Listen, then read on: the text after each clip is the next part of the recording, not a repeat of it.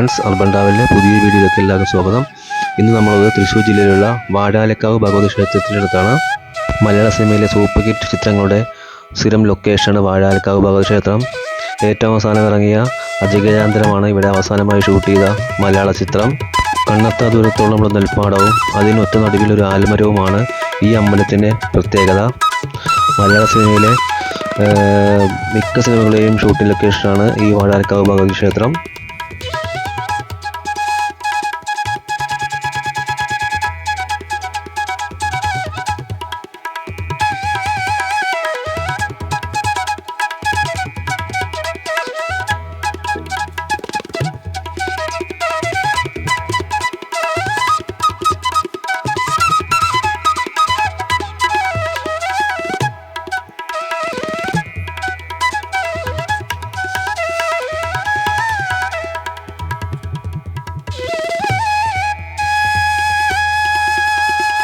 മോഹൻലാൽ നായകനായി ഇറങ്ങിയ ചന്ദ്രോത്സവവും ജയറാമിൻ്റെ ആദ്യകാല ചിത്രങ്ങളായ മഴവിൽക്കാവടിയും ഷൂട്ട് ചെയ്തത് ഈ അമ്പലത്തടുത്ത് വെച്ചാണ്.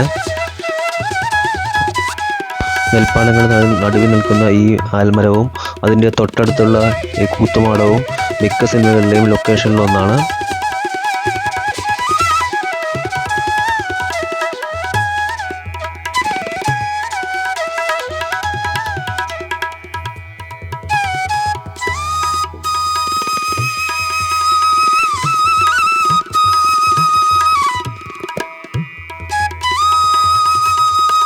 വാഴാലക്കാവിൻ്റെ തൊട്ടടുത്തുകൂടിയാണ് ഭാരതപ്പുഴ ഒഴുകുന്നത്. ഭാരതപ്പുഴയുടെ ഒരു സൈഡ് തൃശ്ശൂർ ജില്ലയും മറു സൈഡ് പാലക്കാട് ജില്ലയുമാണ്.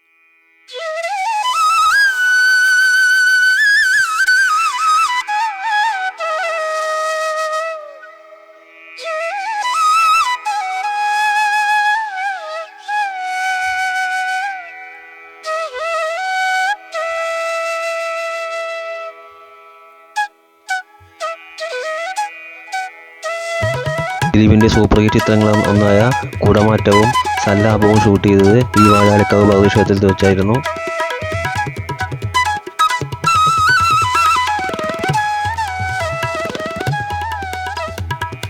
1986 ഇറങ്ങിയ വിനീത് നായകനായ നഗക്ഷതങ്ങൾ ഷൂട്ട് ചെയ്തത് ഈ വാഴാലക്കാവ് ഭഗവതി ക്ഷേത്രത്തിൽ വെച്ചാണ്.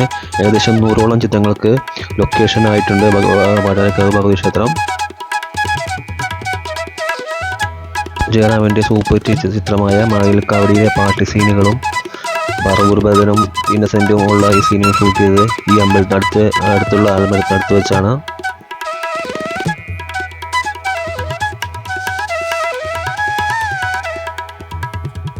മറ്റുള്ള അമ്പലങ്ങളിൽ നിന്നും വാഴാലക്കാവിനെ വ്യത്യസ്തനാക്കുന്നത് 100 ഏക്കർ കണക്കിന് പാടങ്ങളും അതിനൊറ്റ നടുവിലായ ഒരു ആൽമരവും അതുകൂടാതെ ഒരു കൂത്തുമാടവും നമുക്കിവിടെ കാണാൻ സാധിക്കും.